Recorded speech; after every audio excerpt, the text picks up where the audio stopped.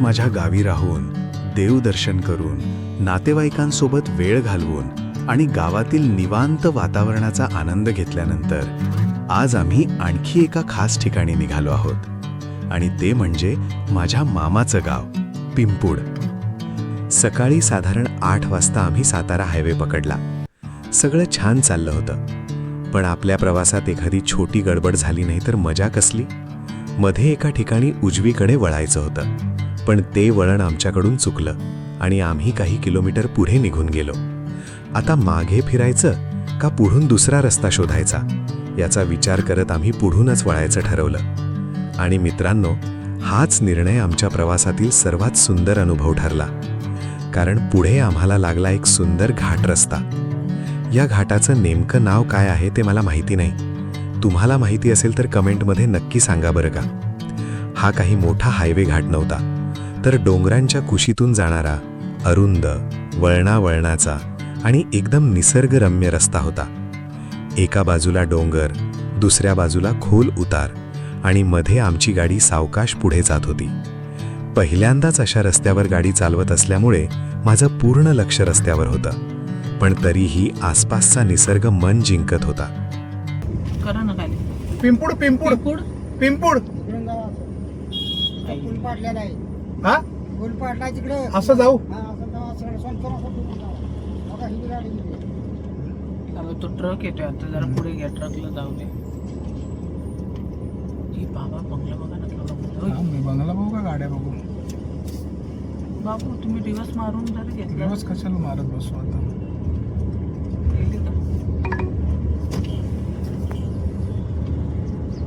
In 800 meters, turn left.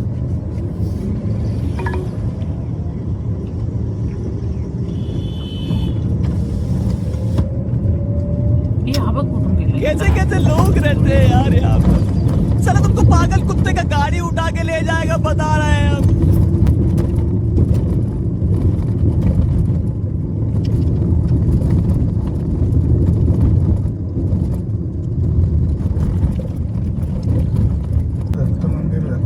सरळ या बोलले ना. हा दत्त मंदिर विचारा. हा बघूया, चला ना दत्त मंदिर. मावशी दत्त मंदिर कुठे? दत्त मंदिर, दत्त मंदिर. 300 meters, make a U-turn. आई बघा मंदिर आहे.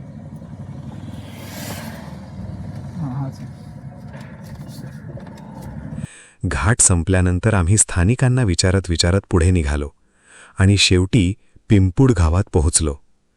गावात पाऊल टाकताच एक वेगळीच भावना मनात आली. जणू काही अनेक वर्षांनी एखाद्या जुन्या आठवणीला भेटायला आलो होतो. थोडा आराम केला, जेवलो आणि मग मामाचं घर व परिसर पाहायला बाहेर पडलो.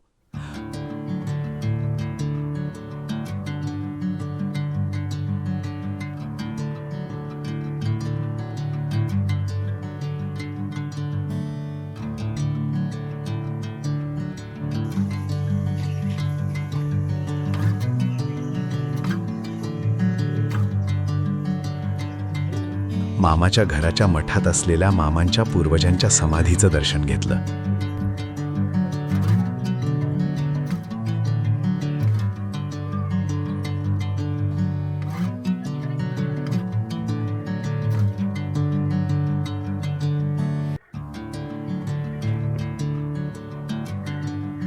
पण खरं सांगू का मित्रांनो, या सगळ्यात सर्वात जास्त मजा केली ती शिवांशीने. तिच्यासाठी तर हे सगळंच नवीन होतं. मोकळी जागा, नवे लोक आणि खेळण्यासाठी भरपूर जागा. मग काय, तिचा आनंद तर अगदी ओसंडून वाहत होता.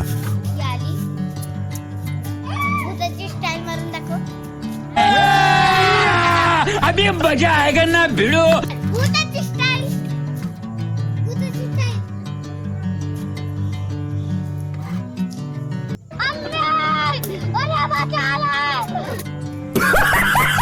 कोण होतो?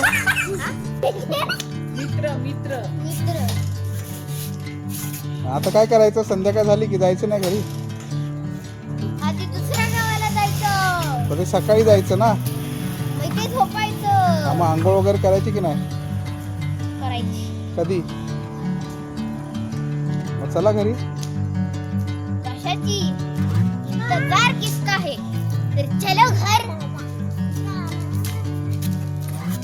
आणि बघता बघता संध्याकाळ व्हायला लागली. आकाशात काळे ढग जमा होऊ लागले. वारा सुटला आणि काही क्षणातच पावसाच्या सरी बरसायला सुरुवात झाली. मे महिन्याच्या कडक उन्हानंतर हा पाऊस म्हणजे अक्षरशः सुखद धक्का होता. मातीचा दरवळणारा सुगंध, गार वारा आणि गावातील शांत वातावरण.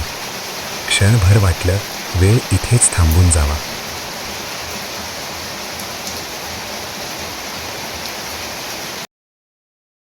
काल संध्याकाळी पडलेल्या पावसामुळे रात्रीचं वातावरण अगदी आल्हाददायक झालं होतं.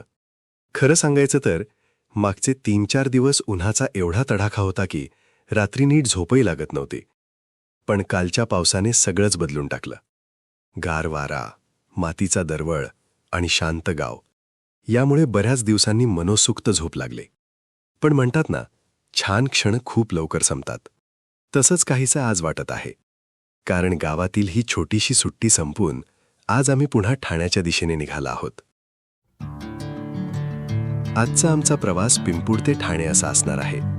गेल्या काही दिवसात गावात इतकं रमून गेलो होतो की निघताना मन थोडंसं भावूक झालंच.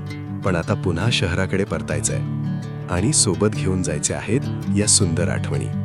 सकाळची वेळ असल्यामुळे प्रवासाची मजाच काही वेगळी असते. रस्त्यावर अजून फारशी गर्दी नाही. हवेत गारवा आहे आणि समोर दिसणारा निसर्ग मन प्रसन्न करत आहे. गावातील छोटे छोटे रस्ते मागे पडत आहेत आणि आम्ही हळूहळू पुढे जात आहोत. पण मित्रांनो, आजचा प्रवासातही आमच्यासाठी एक छोटंसं सरप्राईज होतं.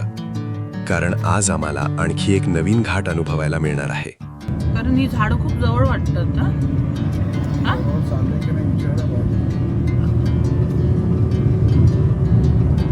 बाबू हळू बाबू. ठाण्याला जायचं हाच आहे ना घाट? ठाण्याला जायचंय एक्सप्रेस वेला. हा हाच आहे ना. थँक्यू.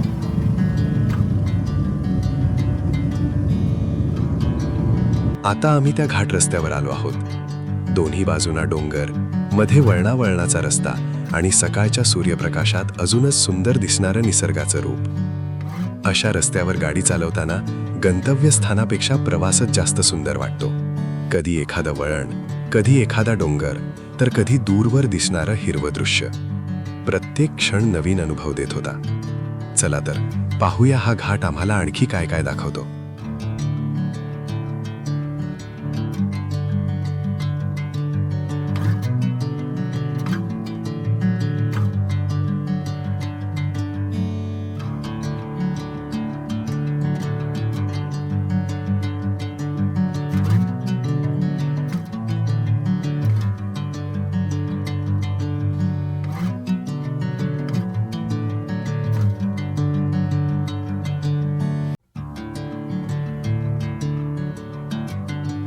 सुंदर घाटरस्ता अनुभवत आम्ही पुढे जात होतो.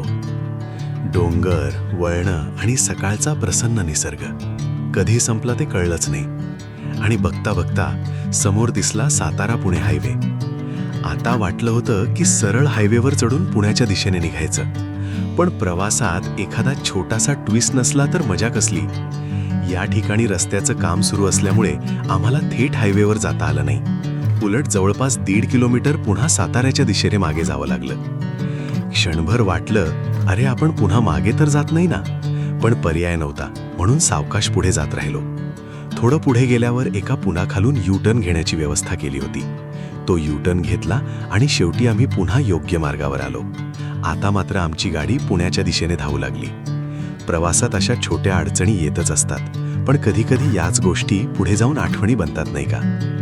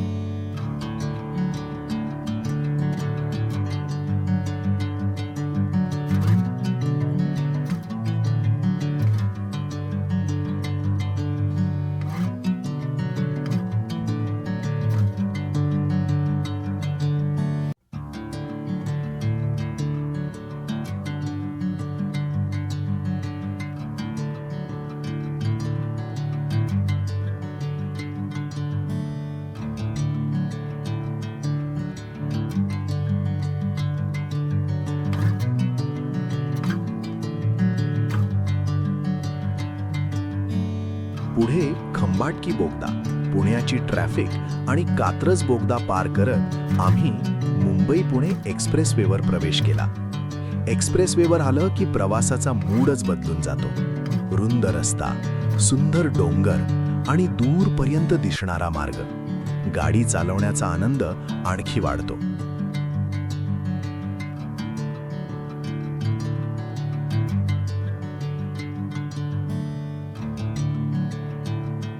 पण मित्रांनो, आजच्या प्रवासात सगळंच अगदी सुरळीत होणार असं दिसत नव्हतं. कारण पुढे एका बोगद्याजवळ अचानक वाहनांची रांग दिसू लागली.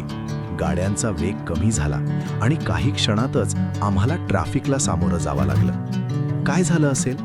अपघात, काम सुरू असेल की नेहमीची गर्दी? हे काही समजत नव्हतं. पण अशा वेळी एकच पर्याय असतो, संयम ठेवायचा. मग आम्ही निवांतपणे पुढे सरकत राहिलो. पट्टा ठीक आहे, मॅन ॲट वर्क एवढंच आहे. मग आतमध्ये जातील झपाझप. बाबा ना तिथे जायला बोलतोय. बाबा तिथं जा.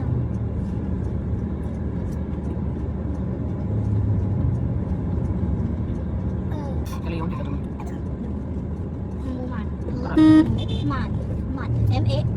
MAX.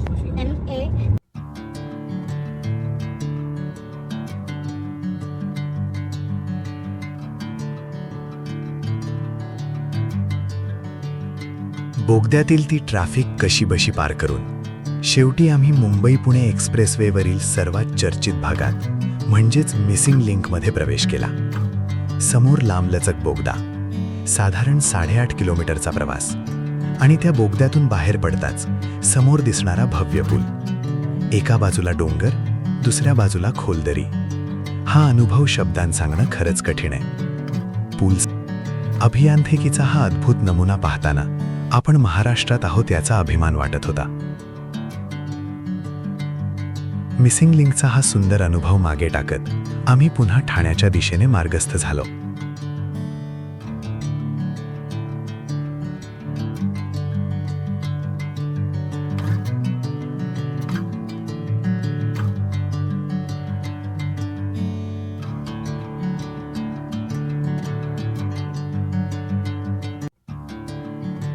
पनवेल मागे पडलं, नवी मुंबईही मागे पडली आणि हळूहळू घर जवळ येऊ लागलं.